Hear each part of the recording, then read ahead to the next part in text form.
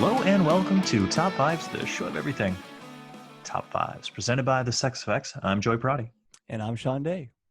And folks, we have just a musically inclined program for you this evening. But before we get to all of the musician, Jonathan, how are you?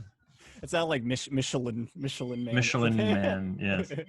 This is for your dad, by the way. Oh, hell yeah. I love the rock. I have like no drinks for this week. I am disappointing right now, but Come on, buddy. I got to stock my fridge up again. So You do.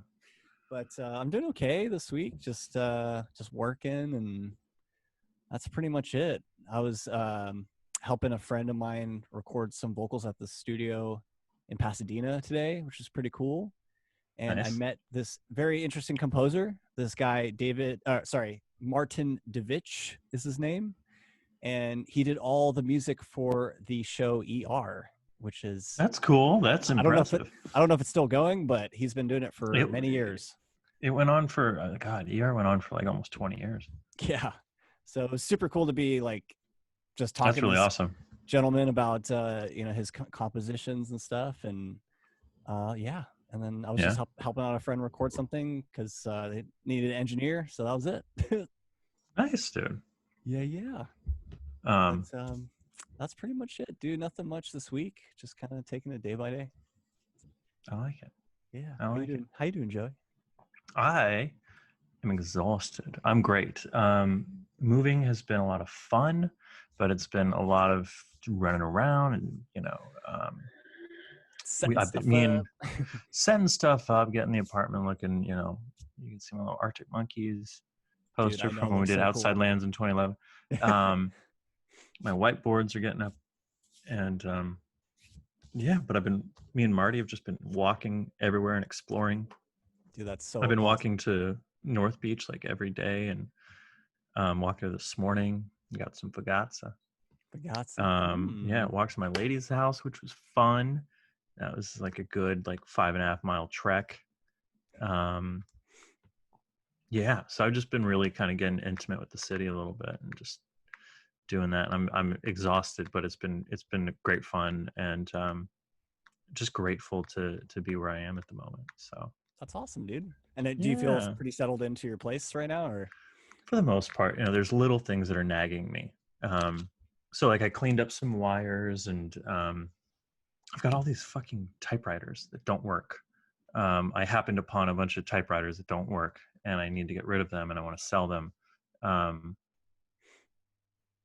But I want to make some coin off it. You know what I mean? So they're taking up a lot of space, things like that. It's just the little things. It's the little things. I think I found your typewriter Instagram page the other day. Was that you? Don't talk about that. No. No. I don't know what you're talking about. I don't know what you're talking about. Typerati? I don't know what you're talking about. No worries, dude. Sometimes I write some poetry and I felt like throwing it up, and now I feel awkward about it. So I haven't even logged into that in a while. So it's all good. I friended you the other day. Thank you. Yeah. If you like some horny poetry, I'm your guy. So Joey's your guy, everyone. Mm-hmm. Cool, dude. Well, I'm glad you're settling in and getting to know the city. That's super cool. I know we've talked off air about me possibly visiting and doing like a little jam sesh or something. So we'll have to make that happen soon.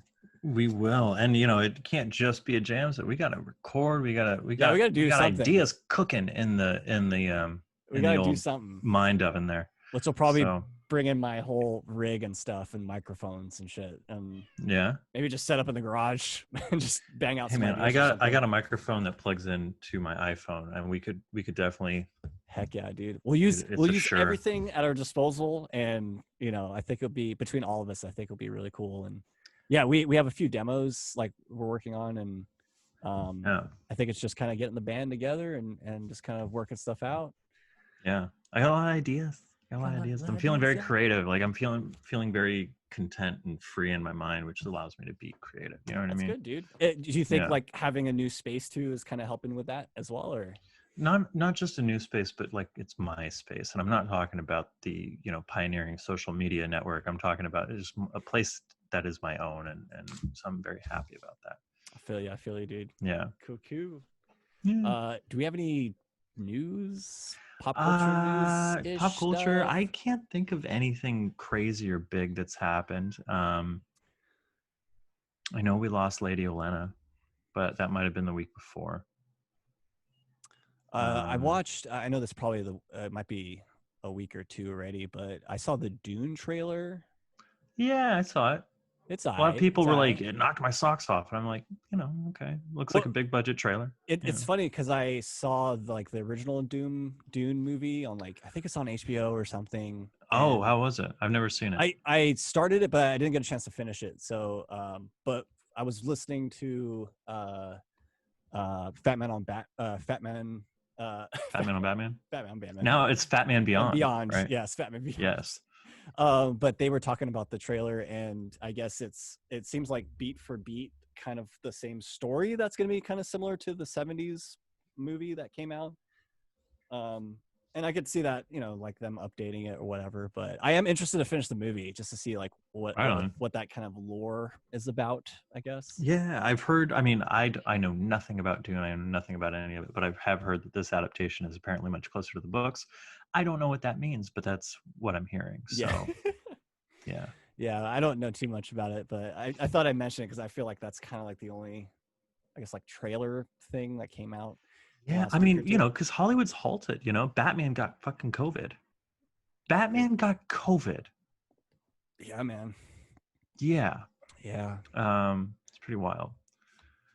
But shooting has resumed on the Batman, so I'm actually excited for this one. I think it's gonna be good.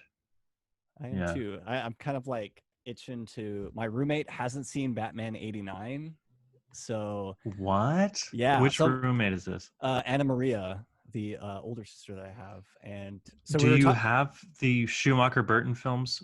Do you have them? I feel like I might have them. I might have the Batman '89 on DVD somewhere in my boxes somewhere. And they released those in 4K. That's what you gotta. Yeah. Okay. Yeah, I've got them on 4K on the Apple TV, and then I've got them all on Blu-ray. Oh, sick. And DVD. Okay. Yeah, and VHS somewhere. Yeah, she hasn't seen it, so I feel for real we're gonna find like a movie night and probably watch it, and get back into some Batman. So you can watch Batman '89 whenever, but Batman Returns should be watched at Christmas time. Okay.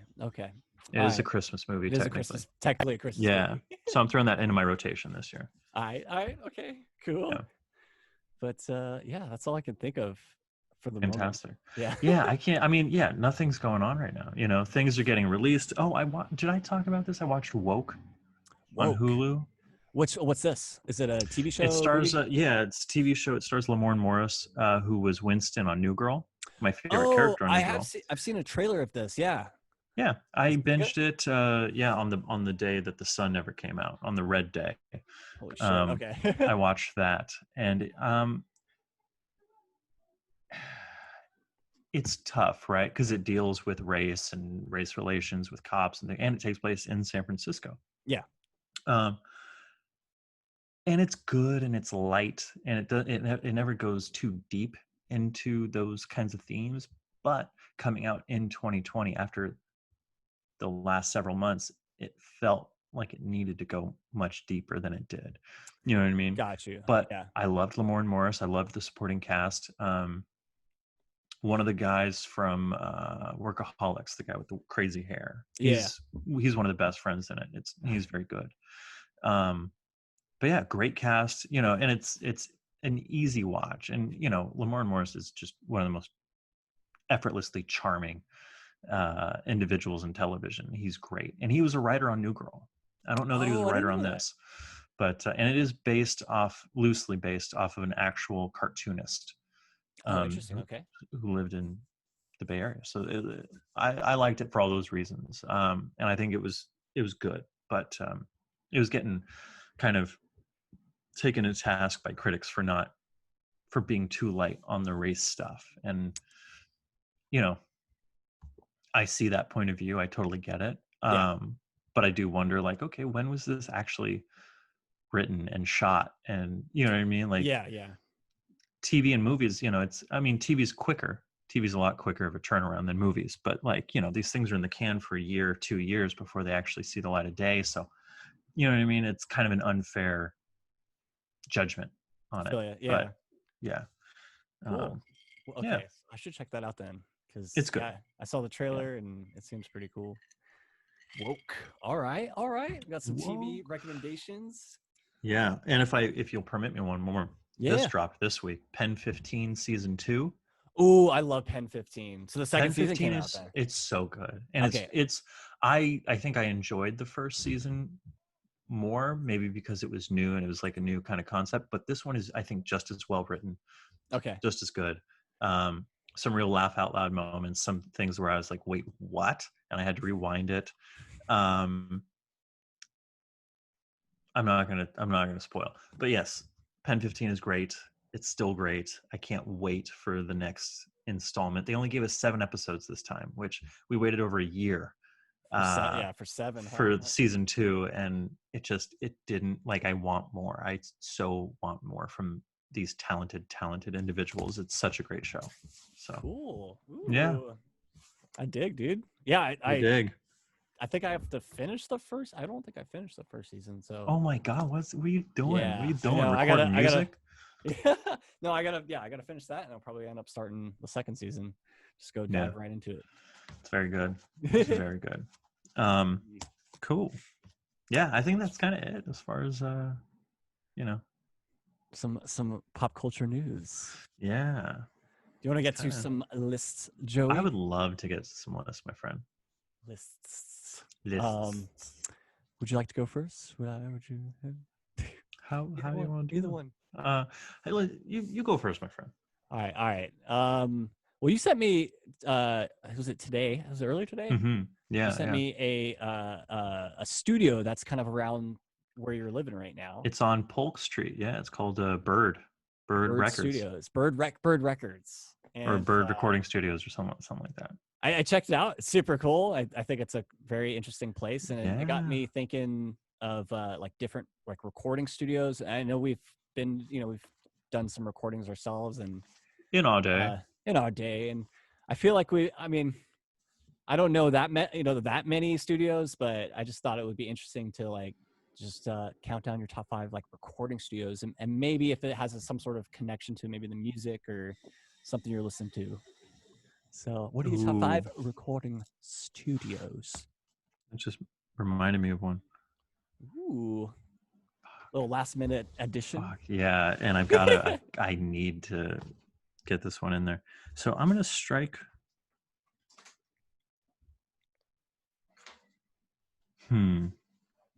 I know one is on your list for sure, and I'm like, do I strike that one?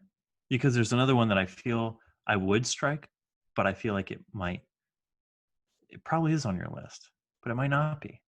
Which one is it? Well, but I'm going to strike it. So, all right. I'm striking it. I'm striking Sound City. Oh, okay. Is that on your list? Yes. Okay, yes, cool. All right. We'll talk about it later. I'm going to go with Sun Studios. Ooh, Little Sun Studios. Okay. Memphis, Tennessee, baby. Yeah. Where Johnny Cash, Elvis Presley, Jerry Lee Lewis, Carl Perkins, they all got their start because of Sam Phillips at Sun Studios. And I've never been, unfortunately. My parents went and they said that part of Memphis now is just kind of a shithole. And no offense to anyone listening, I don't think we have any Memphis listeners. We do have some listeners in Russia. So, hey, comrades, pour vodka out for us if you're listening. I'll keep drinking the JMO. But yeah, Sun Studios is historic. And really, when you think of all the records that got made there, including the $1 Million Quartet, right? It's the birth of, well, no. Cadillac Records is the birth of rock and roll. It's Chuck Berry and, all those guys. But there's no denying the sheer popularity and staying power of Elvis Presley, right? He transcends music. He's just an icon, period. And and for me, you know, Johnny Cash is king, baby. Um, and then you get, you know, 13-year-old cousin marrying Jerry Lee Lewis, who was just crazy and awesome. And you know, Carl Perkins, Blue Suede Shoes, and all that. You know, it's the talent that came through that place is staggering. It's wild. That's so cool, dude. Sun Studios. Sun Studios. Here we go. Ooh. Number 4. In fact, I'll switch these two. I'll put Sun Studios at 4, and for 5, I'm gonna go Abbey Road, which Abbey we have Road. been there. We've not been inside, but we have walked across the lanes as people do, and yeah, you know, because we've actually been, because like you know, you spend a lot of time in recording studios. I've spent my fair share time in a couple, but I don't really have, you know, I love the atmosphere. I love the feeling of being in a studio. I think, you know, I miss it a lot. But you've been in far more studios than I have, so it was harder for me to kind of, you know, it's like, well, we haven't been inside Abbey Road, but we've been there. We've been there. So that works. I would love to go another time. Yeah. And I don't know if they'll have like tours or something inside there. That'd be Man, cool. that'd be amazing. That'd be so cool. Number 3, I'm gonna go Expression Studios in Emeryville. Dude, we have a personal connection to that one. We do. They're more of a it's kind of an art school, and so your engineers are students, and you're the guinea pigs. So they bring you in and they record your demo or however many songs you can get done in a couple days. And you know, I think we were there for a weekend. Yeah. And you know, we had a lot of cool experience. We were 15, 16 years old doing this stuff. Yeah. That's not every kid gets to do that. And these are good studios. These are very good studios. And it's all, you know, everyone's trying to be professional and on their best behavior. They even had us there for a live gig. That's right. Do you remember that? It was like when streaming was new and we streamed a whole concert, you know. Yeah. I would love to hear that. Yeah, did they give us? We had it, yeah. A CD for that? I'm gonna have to look into our my old iTunes library vault. I do, yeah, I know. I gotta send you guys some of that stuff, because that'd be really cool to listen back to. I'm terrified because that's when my ego was just at the height, and I don't want to listen to that. I really don't want to listen to me. It's all good. I mean, no, honestly, it's a cool little like time capsule, right? I always, especially with like live recordings, I always feel like it's just such a great, you know, kind of capturing of that time. And I guess for us personally, it's like, you know, what we were going through as a band, and, you know, writing songs and stuff, and then our first experiences like recording and like doing this kind of live recording stuff. You know, it's such a cool experience for us, you know. Big fan of time capsules that make you want to go to the rope store. And, number 2, I'm gonna say Shaun Day's bedroom / dorm room. Hey, we recorded so much, you know, just the 2 of us, but then also the 4 of us in your bedroom, in the bathroom in Monterey, the stone, or it was cement. It was like cement bathroom. Yeah. Which, bad idea for college kids. These kids are getting drunk for like the first time in their life, too drunk, and then they're passing out in the shower, and it's just fucking cement in there. Cement shower. That was wild. But we would record in there, and it didn't have great acoustics, but I mean, we weren't bothering anyone because it was encased in fucking cement. And like every night, you know, we'd be, I mean, there was that first year that I moved down there, we were recording music almost every single night, and you'd come back from class and be like, learn something new. Okay, let's get back to it. Let's do something different on this one. And you know, that was really teeth cutting kind of stuff. And then by the time we recorded Pilot Radio, we were in your bedroom in East Campus, and you know, you had a better grasp on you know, your craft. And then and I was sitting right behind you. I didn't know what the fuck to press on the computer. You were doing everything on the computer, but we'd both listen and be like, okay, yeah, that, yeah, no, let's change that. Oh yes, both guitars right there, you know. Yeah. And you know, just on the fly, hey, what if we, you know, added this vocal arrangement, or what if we added this little guitar part, you know. And that's in it, you know, the fact that we were recording this album in a bunch of different places, or separately. We weren't really that album. Unfortunately, we didn't get together as a band and learn all the songs together, right? So we would kind of create a skeleton of the song, and then teach it to Simon and Andrew, and they'd fill it in, and it sounds great. But then you hear the end of every song, and every song, no one really knows when to stop. Only the songs that we've been playing for years all stop on a dime. Yeah. And all the others just kind of, it's like, okay. And then of course, your bedroom at your house. Which I went with you to record. I want to say maybe Joe Manio or something like that. But I've been with you when you're recording other people, and then we got to record Low Cut Dress there. And I'm going to set a note to myself, and we're going to end the show. We're going to have Low Cut Dress take us out instead of our regular theme. How's that sound? That idea. Yeah, because this is us at full power, and what I hope whatever we do next will sound like. It's a good song, man. I really remembering that process, and being in the house, and we did it in one night. Yeah, and I think that's what's so cool about like home studios is like that. You're in a place where you're comfortable.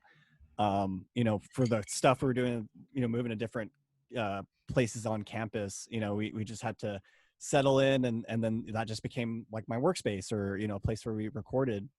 And I still love that concept of, and we were talking off air about me coming up and hopefully starting some of these recording songs and demos, and kind of doing the same thing, like set up shop maybe at my fam's house or something. And and then just nail out ideas. And I think that's being in a place where you're comfortable with, and kind of like your own space. I think that's always a good thing. I do miss it. I like on it, the band. I think Andrew and I have talked about this before, but like the band was so defining to who we were, and then it wasn't there. And and we got a little bit back, and then fucking COVID happened. And so I don't know. I long for the day we get to all play together again. I yearn for it, really. I hope so too, man. I totally feel you, man, on that. Yeah. And the yearning. You're yearning as well. The yearning. Co-yearning. Co-yearning. Co-yearning. We'll do it soon. Number one, though, where we recorded an EP and a full album, our first introduction into recording just at all, and and not like on a little MP3 kind of thing in your garage, but oh shit, people can do this as a profession and pursue this as their life. Sisyphus Sound in San Francisco. Colin Fairbairn, ghost to the internet. I tried to track him down. I can't. So, imaginary audience, if you know where Colin Fairbairn is, I would love to get in touch with him and just see how he's doing. Because he recorded us when we were 15, 16 years old. Yeah. Between 14 and 16, somewhere around there. And, and we worked with him a little after that as well. But he had a great studio, and it was like the perfect kind of setup. It was looking at it now. Oh shit, that was just a fucking studio apartment in a loft. And you take these giant. It was across the street from Slim's. You take these giant elevator up, and you'd walk in, and there's like the little room on the couch, which is probably where he slept. Thinking about it, because there's no bedroom in this place. Yeah. It was a little couch, TV, and we would hang out there with someone who was in the master bedroom that he had converted into the recording studio. And then there was an actual room with the glass, and he had a beautiful board, and then a separate room for vocals, but it was all a very tight, small space. And, we were watching Blink-182, the Urethra Chronicles, and like seeing their antics in the studio. So we had a camera with us. We were into Jackass. We were just being fools the entire time and recording a record. And, one of the most, I think, beautiful experiences of my life, probably, was just being cooped up with, the four of us and your dad and, Colin and Jordan Tag yeah, was the engineer. But yeah, such good times, man. I feel like that was also another kind of start or like genesis of like, you know, music and like the process of recording and like you know, how to put a record together and, you know, what goes into, you know, making a song or. Oh, it fired off so many different synapses in our brains, you know, and I'll never forget. We were 15. I will never forget when you went in to finally record your guitar parts for a fair time.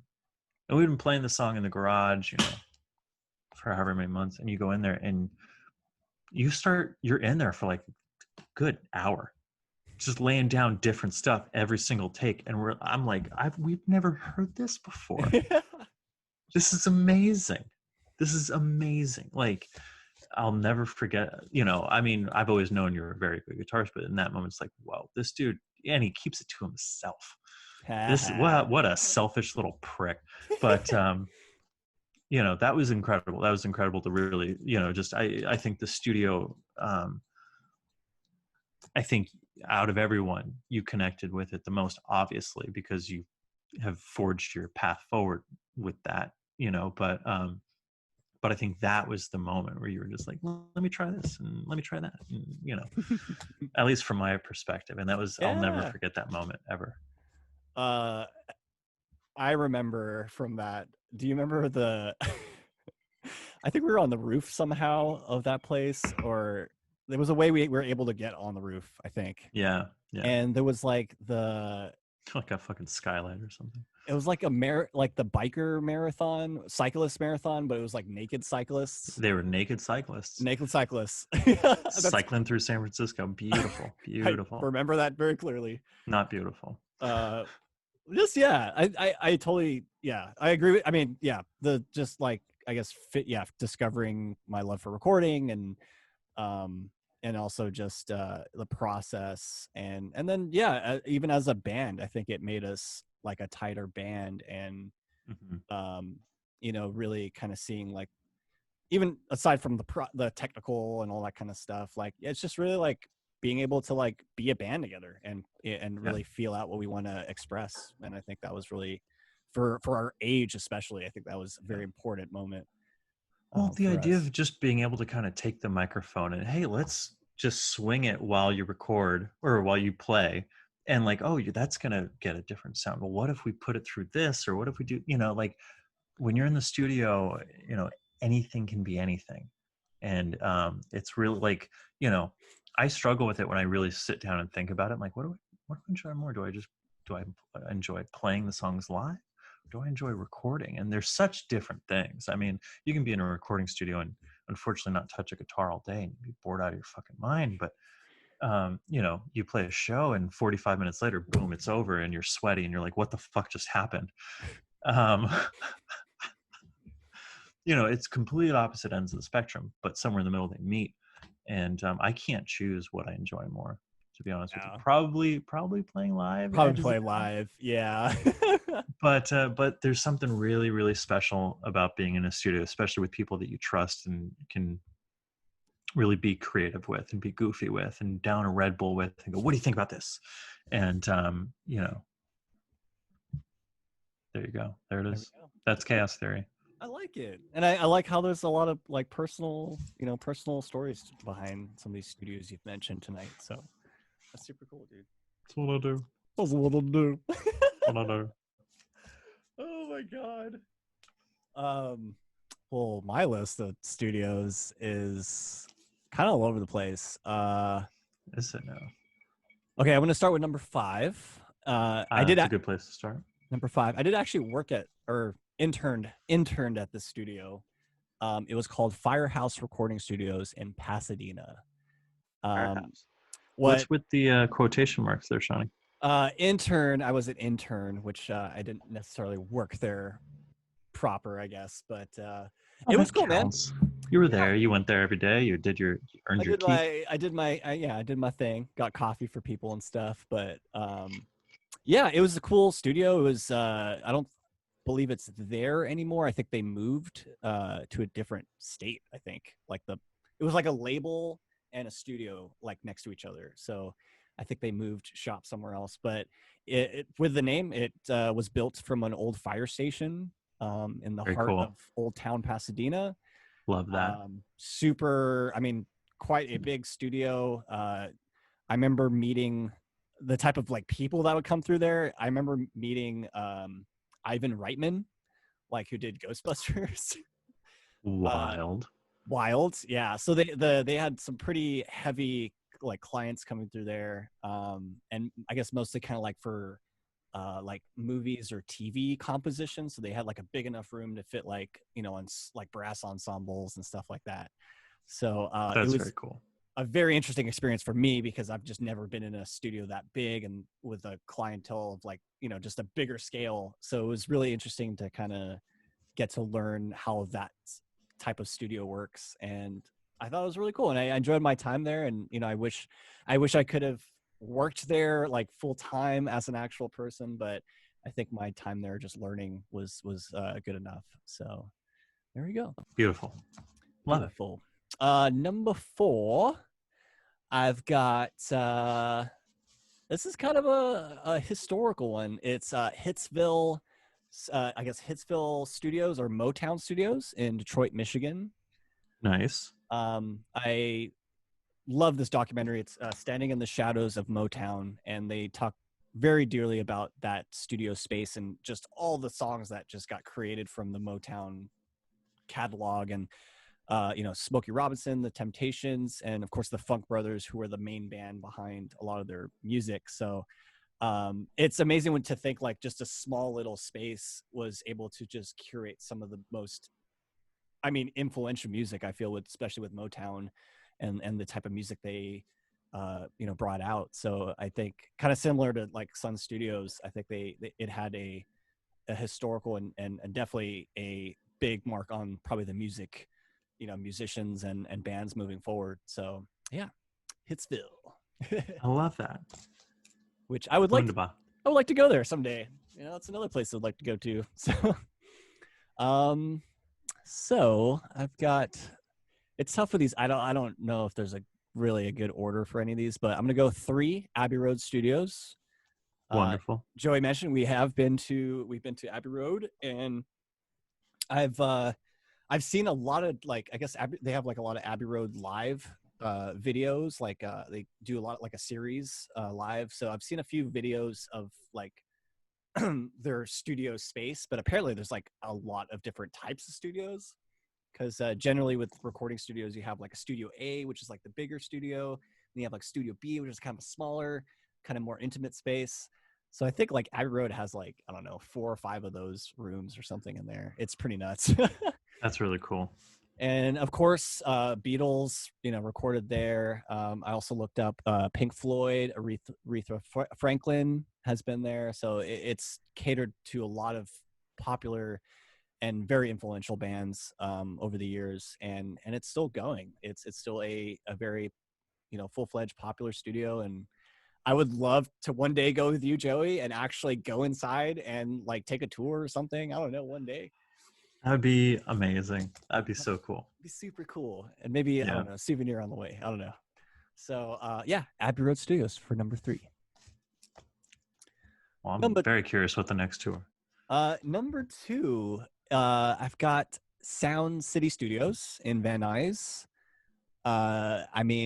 There's a documentary that came out that Dave Grohl, I don't know if he directed, but he like co-produced, or I think he directed. I think, yeah. I'll look that up. Dave Grohl, the Foo Fighters, he did a documentary called Sound City, and it's about Sound City Studios in Van Nuys. And watching that documentary, the amount of people that have come through the studio is quite incredible. I mean, from our favorite bands like the Arctic Monkeys to like, Tom Petty, Rage Against the Machine, Slipknot, like, all sorts of different genres of bands too.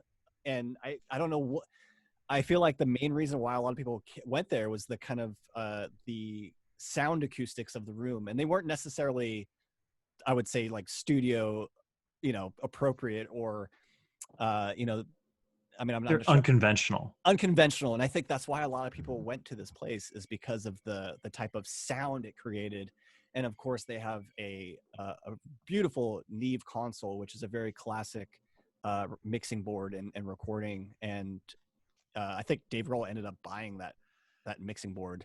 He did. That's the part where the documentary kind of lost me. I loved everything about the studio, and then it became like this weird infomercial of Dave Grohl being like, "Look who's coming to my house and using this studio, and we're recording an album, and you can buy it on this day." And it felt like a commercial after the first half of the documentary, which was all about the space and where this board lived and what bands came through. There's something cool. there's something to be said about like some of the equipment at studios too, and I know a lot of like newer studios. It's I still favor like gear and equipment like that. And these days it's a little, it's a different world now. It's digital, but there's just something about some of those like like analog gear that's just like it has like a specific sound that comes off of it. And I think that's another reason probably why a lot of people went to Sound City for that kind of like the sound of the Neve board. But yeah, incredible, cool little studio. I would actually love to go there sometime. I feel like it closed and they like reopened it like under new ownership or something. So I'm not sure how available it is, or if it's easy to kind of just like, hey, can I take a tour or something? But or what gear is still even from the original era, right? That too, yeah. And that's that's usually important too. And I'm sure some place like Abbey Road Studios probably has some very vintage like gear that's probably from when the Beatles were recording or something like that. So yeah, super cool. Very nice. And then my last one, which I would love to visit one day, is Blackbird Recording Studios in Nashville. Some artists that I've recorded here: Kings of Leon, Rob Thomas, probably any country artist you can probably think of has recorded at this studio. It's I think a staple studio. I think in Nashville, it is one of the greats out there. When I looked at pictures of it, it's just like open windows, like just it's such it almost feels like such an open air like studio, and similar to probably Abbey Road, it has a ton of different rooms with just like insane like looks and designs, and I always feel like that's part of a studio too, is the kind of like the vibe you're trying to create, or the the kind of like the look of it, not necessarily the look, but the like the design aesthetic of the environment you're in, which will hopefully help facilitate creativity and all sorts of stuff. So it all plays a part. So if we ever make it to Nashville, which that'd be kind of a cool trip to go on, Joey, and I know you went Nashville's there. Fun. Nashville is fun. Yes. Yeah.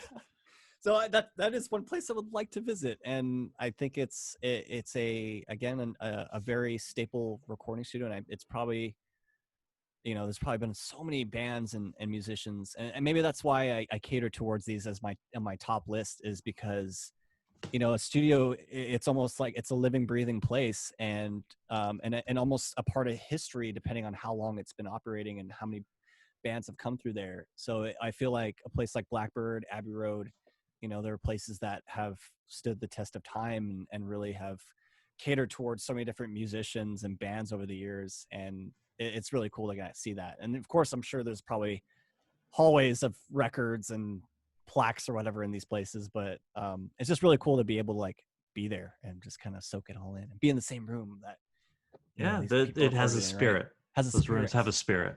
Yes. And you tune into that. Exactly. So yeah, that's my 5, y'all. I love it. Studios. I'm glad we talked about that. I was really kind of worried about that. I was like, shit, I don't know, studios. I'm glad we got to talk about that. That was nice. Got to revisit some of our Blind Issues recording days too. Yeah, man. That's cool. Near and dear to my heart, baby. Well, I've honestly, okay, we're nearing 200 episodes. I'm running out of shit, folks. I don't know what the fuck to ask from week to week. But this has been one that we said we would kind of, I feel like enough time has passed. Yes. Yeah. What are we currently listening to? What are our top 5 current records on rotation? Jonathan Day, take it away.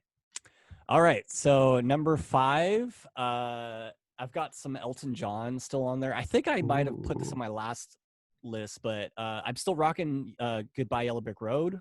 Great album. Incredible album. great record, of course. Yeah, I mean, classic Elton John. I mean, and as far as just, my take a tip from my dad. I mean, he's recommended, Elton John, David Bowie. I mean, some of the great songwriters, and it's great to listen to, because I'm always in the production side of it, or kind of, but it's also very good to focus in on just the songwriting and just like the lyrics of the songs So and good. what You've they're trying seen to tell. Rocket Man, right? You know what? I have not seen that one. That's the one. What? It's so Yeah. good. I Okay. like it a lot. Maybe that's I okay. I'm like gonna it a watch that tonight lot. then. I watched it on the plane to England, and it got me so jacked. Like this last trip, I Dude, watched it on okay. Virgin, and it was amazing.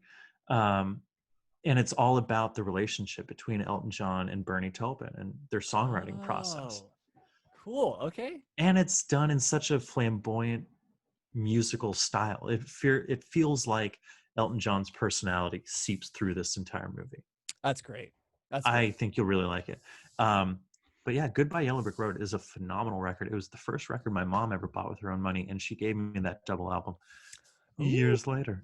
So that's the copy that I have in my collection. cool. It's, Oh, wow. yeah, Benny and the Jets is like maybe one of my all-time favorite songs. It's so Love good. it. Is that recorded live, or did they just take the live piece and put it? I don't know, but part you of know what? the Now I'm gonna look at the linear liner notes. liner notes, because that it does. When I always hear it, it always sounds like very live for sure, like it Yeah. was performed live. But just like the beginning, right? Maybe the crowd is throughout the song. I can't really remember, but you hear them definitely even like just as the piano dun dun and just. But then I'm thinking, no one's ever heard this song before. If you're out in the audience, because this is the record, it's on record. It's on the You know record, what I mean? yeah. So It'd be very interesting to see if I can dig up any, anything on that, because that's relating to the studios and I guess our current records is, I love to read the notes, because especially with records, because it's like, it's like who wrote the songs, who were the session musicians who played on the records, and then also the like where it was recorded, and the sometimes there's even like deeper comments on the song. So I think yeah. that's what I really enjoy about these records, and especially I think something like Yellow Brick Road, it's amazing, like display of the artwork's amazing in it. So yeah, it's very really vibrant. good. So it's awesome. Great pick. Yes, sir. And watch Rocket Man. I think you'll like it. Yeah, you know what? I'm actually gonna put that on tonight, because I don't have to work early in the morning. It's free. It's streaming somewhere. But Taron Egerton is very good, and he did all his own singing. Really? Okay, that's cool. Yeah, if it's not streaming on a platform that you have, let me know. I'm sure it's streaming on one that I have, and I will give you my login credentials and just watch that fucking movie. Heck yeah. Yeah. All right. So number 5, Elton John, Yellow Brick Road. Goodbye, Yellow Brick Road. Wonderful. I got the Beatles. I have Revolver here. Ooh. And I have Revolver. Hell yeah. I have my dad's copy. So I have a copy that I'm trying to remember where I got it. I have a copy that I don't know where I bought it from, but have a copy. It's a US copy, and then I have my dad's copy of it, which he gave to me. It's in mono, I bet. Mono, like original pressing and everything. It's in actually really good condition too. So I'm of course super stoked off it. Of course it is. God, so I've been listening to that version of it in mono, and even though I don't know, it's something about mono. It's just like, I don't know if it sounds like more raw or it's the way those songs were intended. Like exactly. That's how they mixed them. Stereo wasn't a thing, so it's like when you're listening to it in mono, you're listening to how the Beatles intended you to hear it. Exactly. I mean? So, yeah, it's cool to put it on, and listen to it, like I guess with that intention, man. And yeah. It's a great record and a lot of good songs on it. And very cool. Again, I always catch myself again reading the cover, and it's really cool to kind of get in that mind state of like where they were at, like the Beatles at that time. And what are your favorites off that record? Man, I'm gonna look up the track list. Taxman's on that one, right? It opens the record, man. It's a good one. That's a it's a Harrison good, joint. good like opening track for sure. I'm trying to remember what Yeah. other songs. Eleanor Rigby. I'm Only Sleeping is really good. That's a good song too. Um, it's a Jesus, solid there's record. so much history on this record. Love You Too. Here, There, and Everywhere is beautiful. Yellow Submarine. She said is fire. Fire. Good Day Sunshine. That's some of my Yo. favorites off that one. And Your Bird Can Sing is so phenomenal. For No One is really good. Dr. Robert is really good. I Want to Tell You is awesome. Got to Get You Into My Life, funnily enough, is Paul McCartney's ode to weed. It sounds like a regular love song. It is actually him singing to weed. So perfect. Listen to it through that lens next time you throw that on. Different thing. And then, of course, Tomorrow Never Knows is killer song. It's groundbreaking. Killer song. So I don't know if I could say it's my favorite Beatles record, but as of right now, I love putting it on. I think it's one of my favorites to kind of just put on the record player and just kind of like just disappear in it. What would you say is your favorite Beatles record? Ooh. And we're not even talking top 5. We're talking number 1. I don't know. I'm still a Sgt. Pepper's advocate. Yeah. Okay. It's just such a, I don't know. There's just such all these different things happening in that album, and I don't know if it's the experimental nature of some of the songs, or if it's like the idea of a concept record. I would say, I mean, album art kicks ass. I don't know. I just love it. I love a lot of the songs on that record. It's a very good record. It's a very, very good record. Now I'm thinking, what's yours, Joey? I don't think, you know what? I'm not gonna lie. I don't think the Sgt. Pepper's even makes my top 5. Rubber Soul is my favorite Beatles record. Yeah, Rubber Soul. Right before Revolver, they're still in that experimental phase, but they're doing folk, they're doing pop, they're doing rock. Like it's all like, it's cool to hear all the different. It's so good. And what's on that record? You Won't See Me is in my top 5 songs by the Beatles. It's just so good. It's fuck. I love that record. Yeah. We might have to revisit the Beatles, I think. I would love to. I know we did. We need to revisit the Beatles, but we need to do it weekly. We need to do it with a different guest every single time. Ooh, I like that. I think that is the key. Have a little Yeah, I'm throwing it out there to the imaginary audience. If there's anyone who just wants to talk Beatles, let's do this. Let's hit us up. Do this. This could be fun. Maybe after our 200th or something. We can begin that project. Cool. All right, Revolver, number 4. Yeah, we went on a tangent there. Number 3. I think this made my last list, but I kind of want to revisit this. I wanted to revisit this album because my dad's been. Have you been listening to Low? And my dad got me this record for my birthday. It's David Bowie's Low. Quite a interesting David Bowie record, and it really does show in his writing and the kind of like soundscapes he does. And I think that's what's really cool about David Bowie is he's just got like, he's got like a conceptual thing behind a lot of his albums, and he almost has like a different characters and stuff like that. So I'm currently spinning this one because my dad's been like, have you listened to the whole thing? And I was like, I haven't listened to it all, so I'm gonna sit down and listen to it. So that's kind of my record of the week for this week. I'm gonna finish. You're absorbing it currently, but I think that is what I'm currently spinning at the moment. So David Bowie's Low. Love that.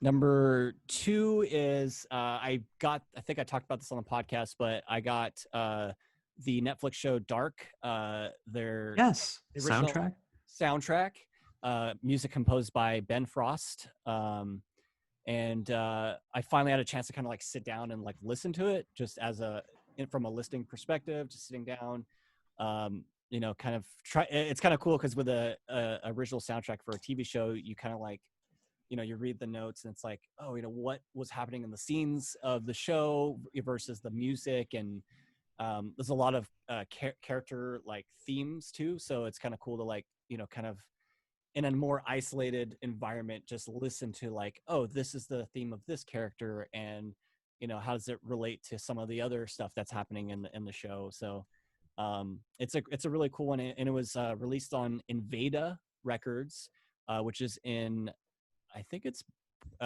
Brighton, or it's in the UK.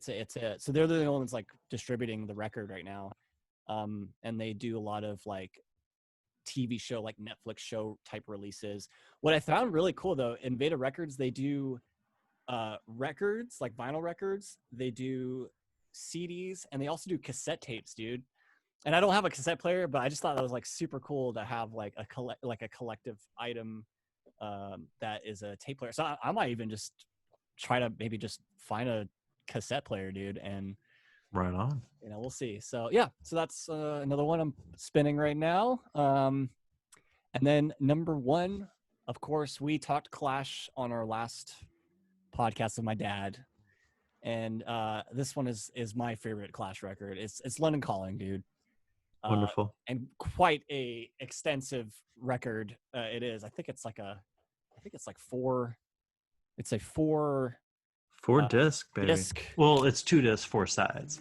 4 sides, yes. 19 whole beautiful songs. It's such a great listen, dude. And like, I mean, I could listen to that record like on Spotify or whatever, but it's actually really fun listening to it on vinyl and like really experiencing the record like that. And it makes me think I don't have that many Clash records, so I would like to collect more Clash records in there. Which ones do you have? I have, I think, Give 'Em Rope. I think, did you give me that one? Did I give you that one? I know I have that one. Either you gave it to me or I found it like when maybe we were together record shopping, and yeah. I have Give 'Em Rope, London Calling, and I think I have the first Clash record. I guess it's the US print of it. I don't have the first record. I always see it, and it's always just a little too expensive because I'm like, yeah, I think 40, $30. I'm like, I'll pay like 15. Yeah, it's I honestly I kind of want to ask my dad or any of my family in the UK if they even have like the UK pressing of that, because that'd be super cool. Oh, you can get it. You can get it, and that's the preferred pressing. Yeah, that's the one I would want to track down if I found it. Yeah, I've got London Calling, Give 'Em Enough Rope. I want Sandinista. I almost bought a really gorgeous, like near mint original copy of Sandinista. It was only like $30-$35 at Toma Records and SF, and I didn't pull the trigger. And I always think about that, and I kind of wish I had. But I do have Combat Rock, and I'm not gonna. We just forget that Cut the Crap exists, just like we forget Kingdom of the Crystal Skull exists. Oh yeah. That doesn't need to be in the collection. There we go. So yeah, London Calling, y'all. I love it. I'm very interested to hear yours, dude. Actually, I didn't put it on the list, but I did listen to Clash, the UK pressing, on my walk the other day. Just thinking about our talk with your dad and all that. So, Imaginary Audience, last episode 197, we talked with Shaun's father, Mr. Michael Day, and he told us some wonderful stories, and we talked Clash songs. So please give that a listen. But yeah, my list, I've been listening to a lot of Bob Dylan. So I've got my list is very Dylan heavy. Heck yeah. And I've actually got a lot of Dylan on vinyl. I didn't realize just how much I have of his on vinyl. I got a lot. Anyway, number 5, John Wesley Harding by Bob Dylan. Ooh, I don't think I've heard this record. No. It's very good. It's that folksy song or story song kind of stuff. There's a song about Frankie Lee and Judas Priest. They were the best of friends. And it's just this like 7-minute song about their friendship and like lending each other money, and like it's great. All Along the Watchtower is on that record. Nice. Classic. It's very good. Yeah. I don't know. I really dig that record. It's that kind of folksy. It's kind of an easy listen, but it's still, you got to pay attention to like what's going on because they are stories. It's a good record. It's a good listen. Nice. Highly recommend. There we go. Highly recommended. Number 4, I too have a Beatles record. I've got A Hard Day's Night. Oh, okay. I don't have Hard Day's Night. Oh man, I was listening to this. I was listening to this on my walk, and it brought me right back to Paris. Man, I was listening to this all around Paris. And even though in the official Beatles chronology, Beatles for Sale comes between A Hard Day's Night and Help, I feel like A Hard Day's Night and Help are companion pieces. I feel like A Hard Day's Night is like, the beginning of a relationship, and Help is the end of a relationship or something. You know what I mean? Like they feel very much cut of the same cloth.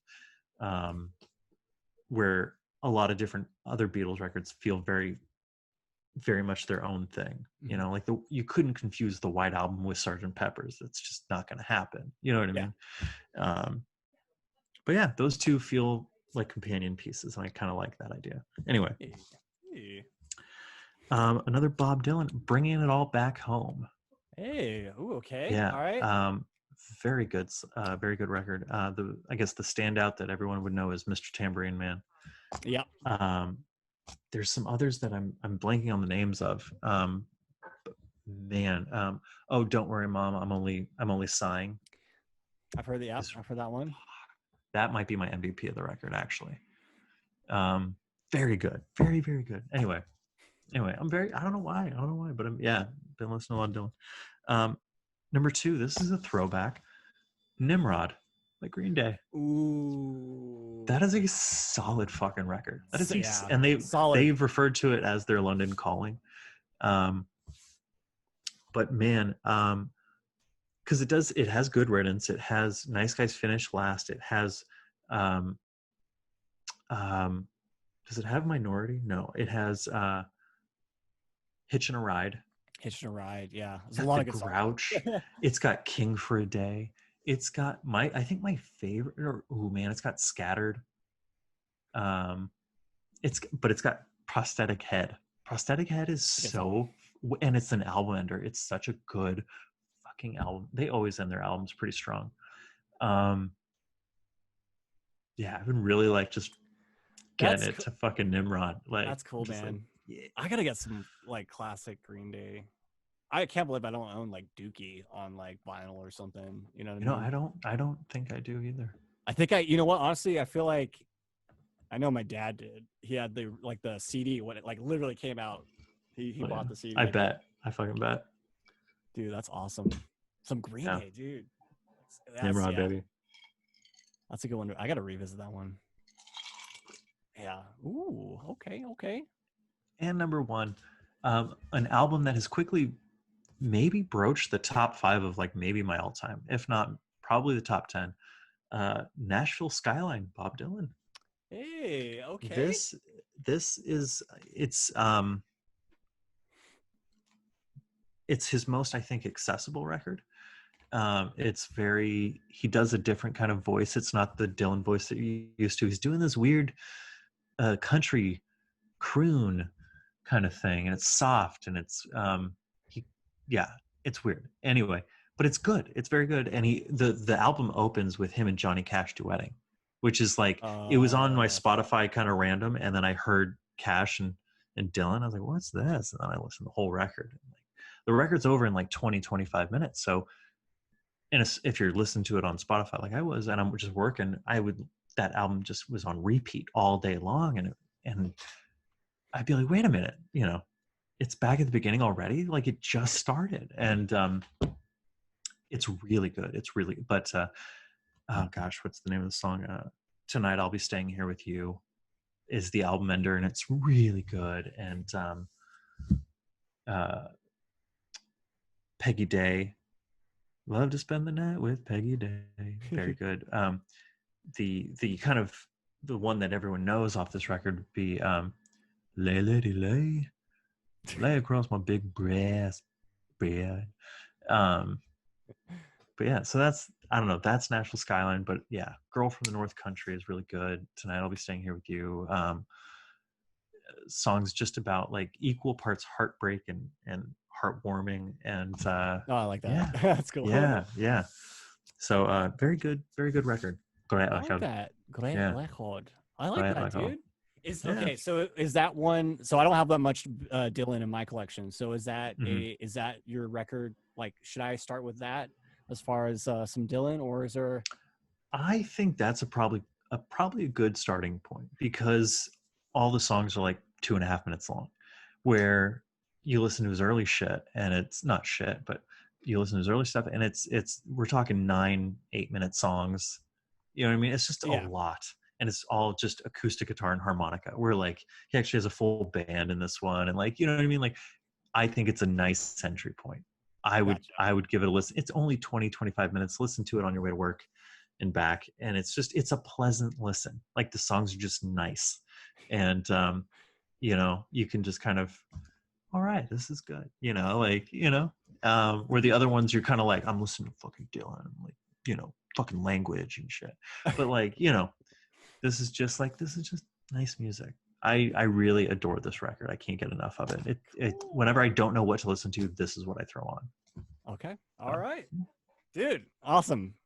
Yeah. It's great. Like, we can come out of these lists sometimes, and I have stuff to like look forward to, or like, you know, watch a movie that you've recommended, or listen to a record. And Dylan is I haven't skimmed enough of that surface for Dylan, and so, you know, it's never too late to check out some Dylan.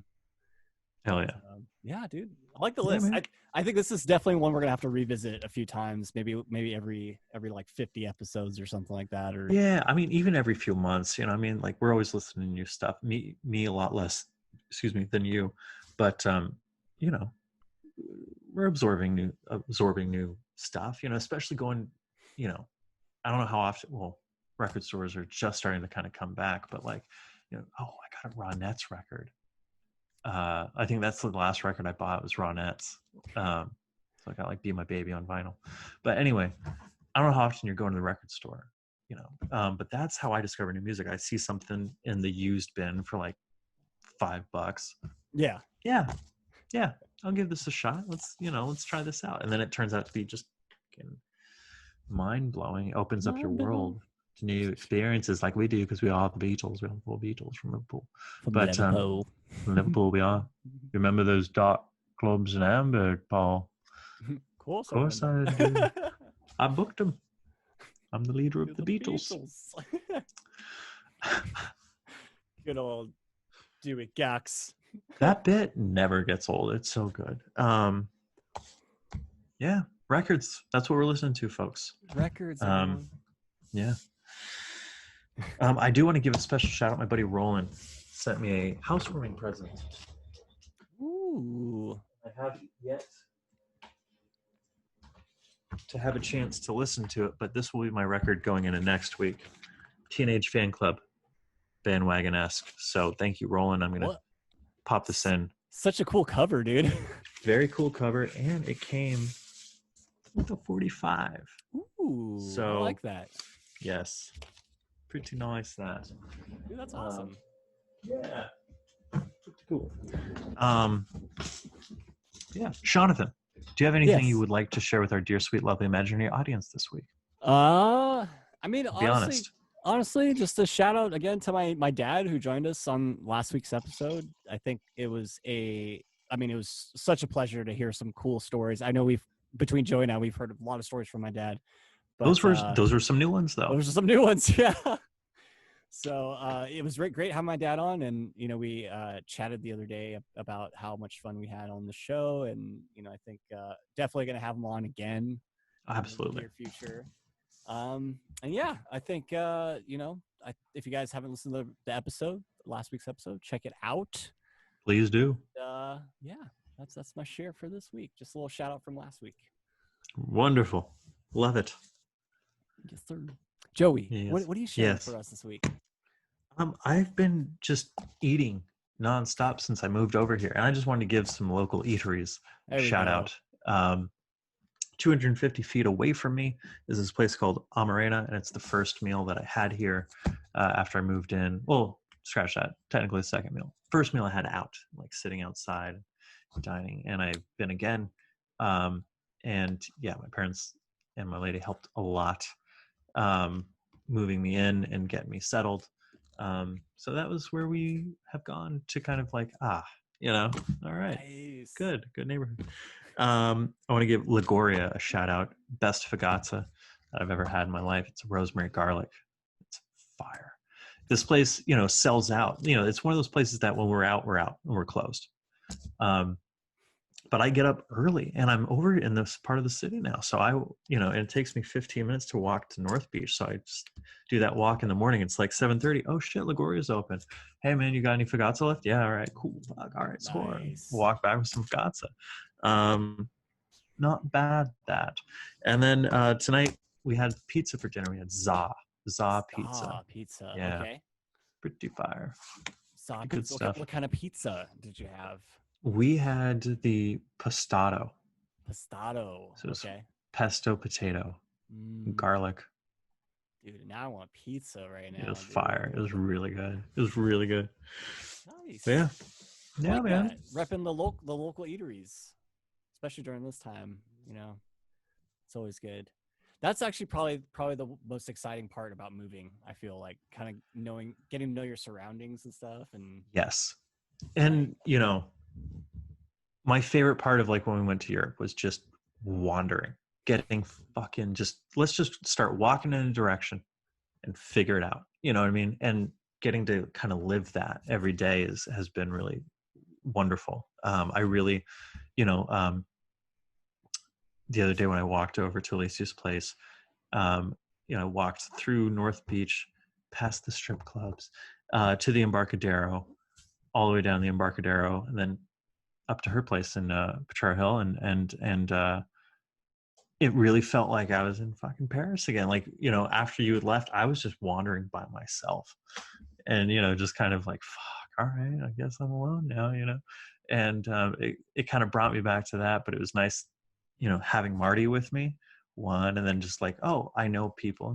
in the city that I can like go to and walk to, and it was a very nice experience. So I'm loving it. I'm loving every second of it, and so very cool. appreciative, trying to not take it for granted.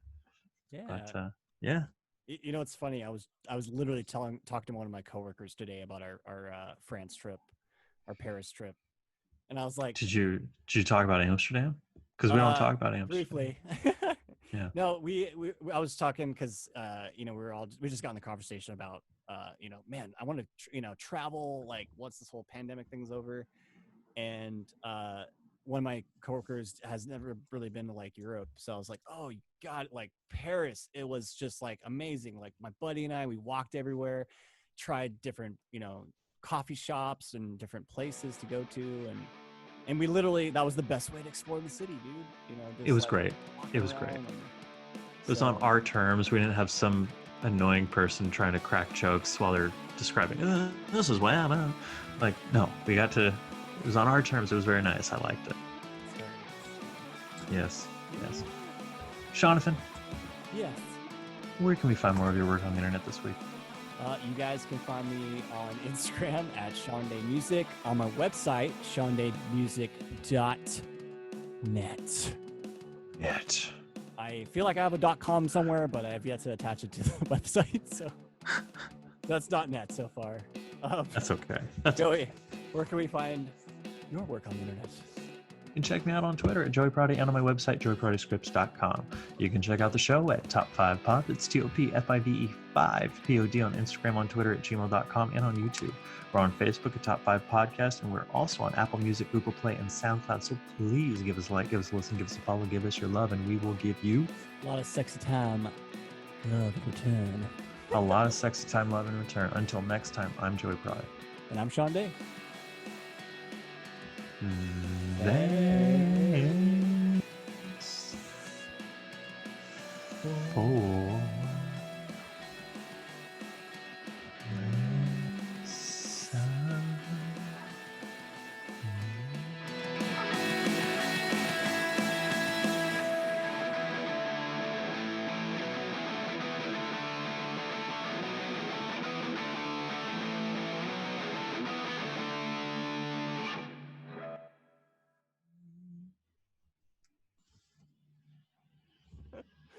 Oh, that was TNT right there. Oh, always a good time with you, Joey. Yes, that was good. That was. Wait. Oh no, I lost you. Where'd you go? You muted me. Oh God. There we go. Sorry. That's okay. My mouse was like probably on top of it as I was trying to click some shit. Blame the mouse. Blame the mouse. Blame the mouse, dude.